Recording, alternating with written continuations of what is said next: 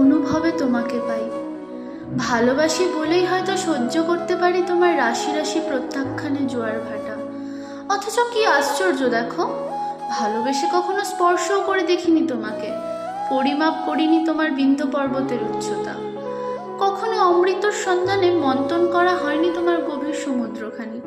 অথচ কতবার ভেসে গেছি তোমার নোনা জলের স্রোতে, সে কথা শুধু আমিই জানি। তোমার আকাশে তারা হতে চেয়েছি কতবার, কিন্তু তোমার অগ্নিবলয়ের সংস্পর্শে এসে শুধু নিজেকেই পুড়িয়েছি বারবার। না না, এ আমার কোনো অভিযোগ বা অনুযোগ নয়, এ আমার গভীর প্রেমের আর্তনাদ, যা বারবার প্রতিধ্বনিত হয় তোমার অবচেতন মনে।